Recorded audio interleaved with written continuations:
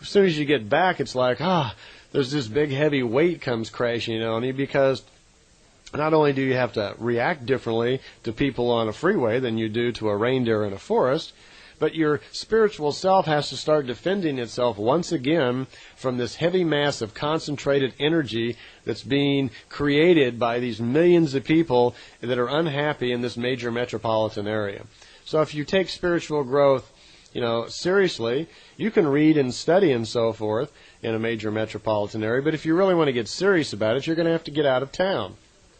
You're going to have to move into an area where it's possible to live with nature, where you can actually live as a spiritual person, because the laws of the society of our country are certainly not in line with the laws or logic of creation, or even with nature. So in the city, we burn up everything, we cover it with concrete. We're certainly not living with any respect with nature at all. So if you want to be a spiritual person and develop somewhat in those areas, you got to get back out into nature and live with it. There will be a point someday we may elect a president based on wisdom instead of on power and economics and control. At that point, there'll probably be a major change in our world. And hopefully the people of the United States, which are the leaders of the planet Earth, we provide the leadership and the inspiration. Perhaps the New Age metaphysical movement in this country will continue to grow, and will fight for the truth, and will, follow through and develop more and more as spiritual beings, and they will develop and learn to do more and more things because it's the right thing and because it's the truth. They'll discover more about the truths, and ultimately the spiritual beings of the planet eventually will overtake the material beings. And at that point, we will have a peaceful society, much like the Plejadians do, and we'll have a better understanding of all of these steps of development of human life. Okay, we've just finished discussing the 7 steps of development of human life, and by discussing those development steps, we are assuming, of course, that what we call reincarnation is real, which means that there are 2 different types of life. There's a physical life, and then there's the other side, sometimes called heaven, and what the Pleiadians call a fine matter world.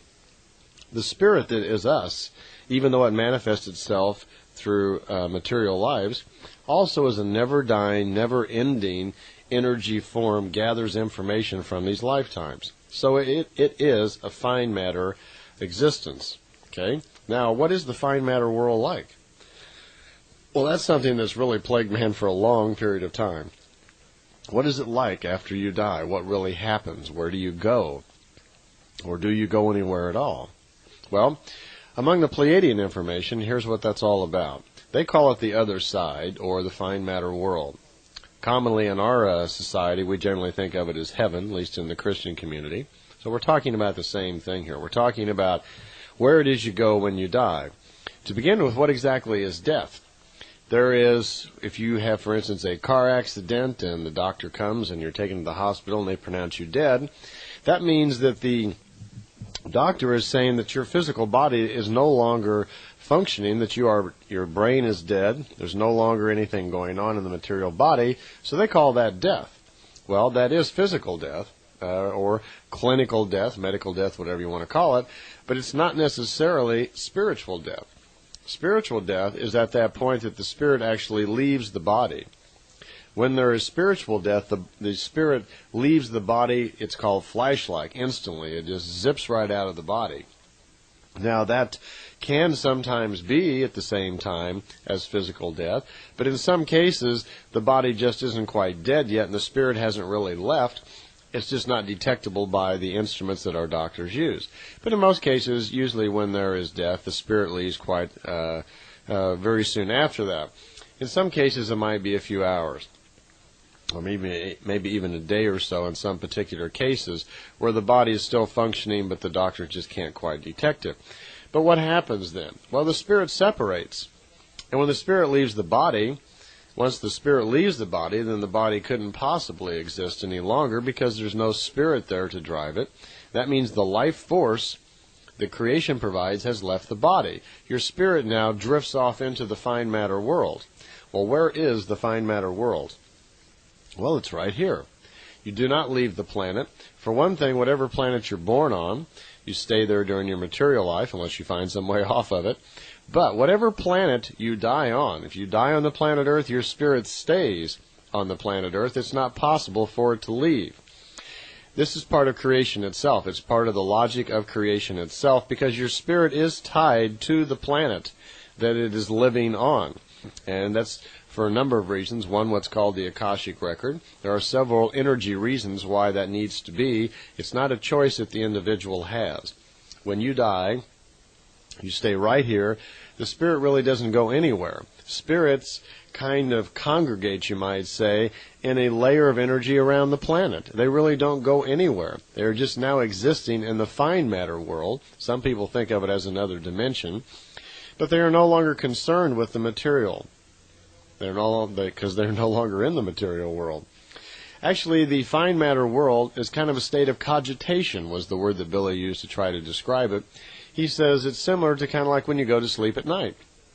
If you've been up all day and you've had a number of things on your mind and you're working hard, whatever, when you go to sleep at night, your conscious mind is shutting down, and your subconscious mind is in there just working away, trying to solve some of the problems of the day.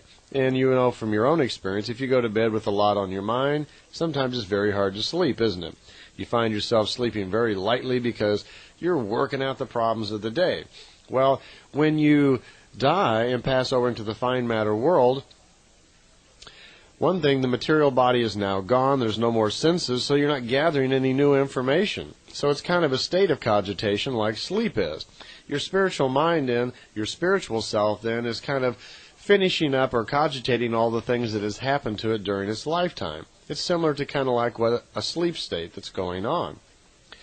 One comment was, and they didn't clarify this too much, they said that there are several stages that the spirit will go through before it returns again to the material life. So it's suggesting that there could be some different levels of growth. Okay, there is awareness on the other side. The spirit, once it's on the other side, it is possible to contact it. It is possible to make some sort of communication, but it's not recommended or suggested. The Plejadians say, for one thing, try to remember that once the spirit leaves this world and goes into the fine matter world, it's not learning anything new. It's not experiencing life at this point. It's in just kind of a sleep or a cogitating state. So it doesn't know any more than it did when it was here.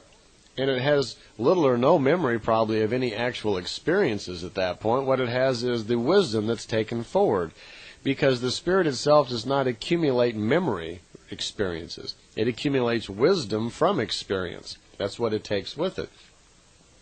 So if you wanted to contact a spirit on the other side, although it is possible, don't expect to find any profound any information or anything, because they don't know any more now than when they left. Interesting enough is that it's really not very simple to contact the other side. For one reason, they don't really have any interest in the material, because at the moment you're not real interested in being on the other side, are you? You're not interested in getting in the fine matter world. You're trying to stay alive. Well, when you're in the fine matter world, apparently there's not really much interest in the material world either, because you're not in material form. You've left your body behind. You're now a fine matter energy again. It was explained that in order to get in contact with the other side, though it is possible, but it's necessarily to know what are called keys or symbol language. That in order to communicate with them is very difficult, and that most of the times when mediums or psychics, whatever, believe that they are in contact with the other side, they really are not. Really what they're doing is picking up telepathically images and memories and so forth out of the individual's mind that they're talking to. For instance, if you were to go to a psychic and say, gee, I would like to get in touch with my great-uncle Harry, can you do it? And the psychic says, well, let's try a seance and let's see if we can get in touch with Uncle Harry. And she may believe that she is whatever, but she's not. Because what she's actually doing is she's telepathically picking